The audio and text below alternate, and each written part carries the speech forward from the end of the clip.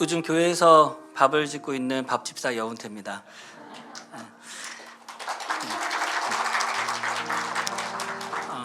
이름 없는 교회 성도님들도 제자반에 함께 하셔서 밥 짓는 즐거움에 참여하셨으면 좋겠습니다.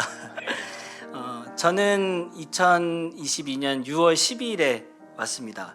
생각보다 별로 안 됐죠.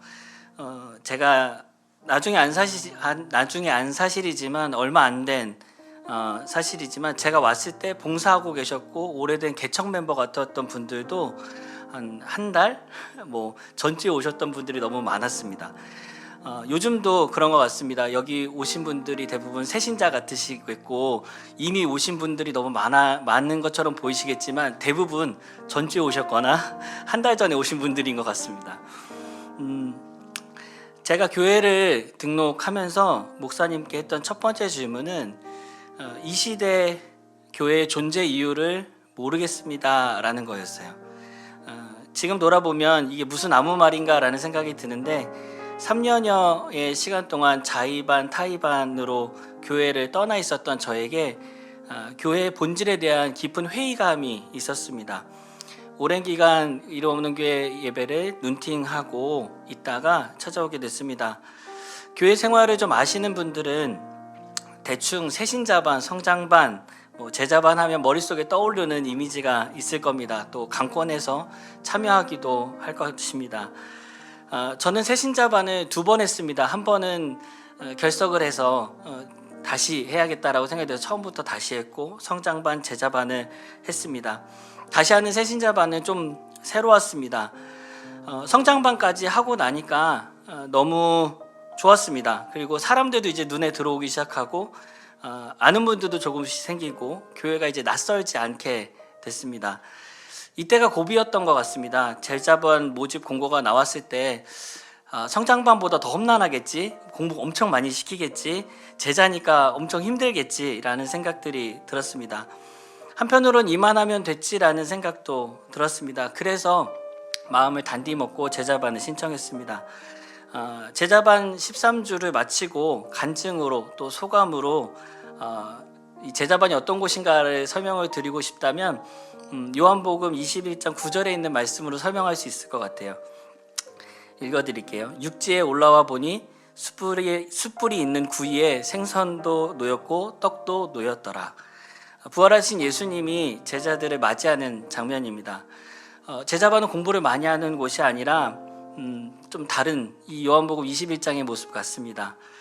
제자반이 어떤 곳인가 궁금해서 간증들도 들어봤습니다. 공통점이 목사님을 많이 알게 됐다라는 이야기가 많았어요. 제가 지나고 보니까 그 의미를 전 이렇게 설명드리고 싶습니다. 성도로서 그리스도인으로서 살아가시는 목사님의 고민과 또 목회자로 또 살아가야 하는 우리들의 서로가 대면하는 시간이 아닌가라는 생각이 듭니다.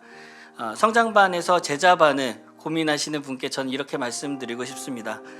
이름 없는 교회는 제자반부터 시작입니다. 아멘. 아멘 운동하고 있는 거 아니었나요?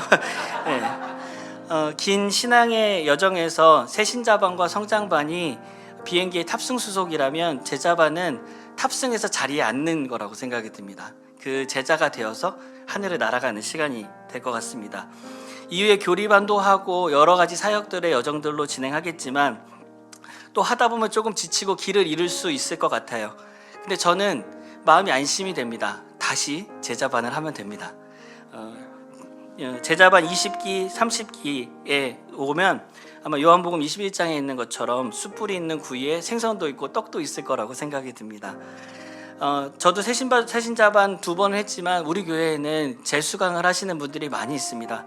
그 중에 최고로 훌륭하신 분 중에 한 분은 제자반 4기부터 7기까지 장기 구독 중이신 변훈재 집사님도 계십니다. 아마 8기도 함께 하시는 걸로 알고 있습니다. 세상에서의 재수강은 F학점이지만 벌거 같지만 이름 없는 교회의 재수강은 부끄럽지 않습니다. 오히려 교회가 살아있다는 경험을 하는 순간인 것 같습니다.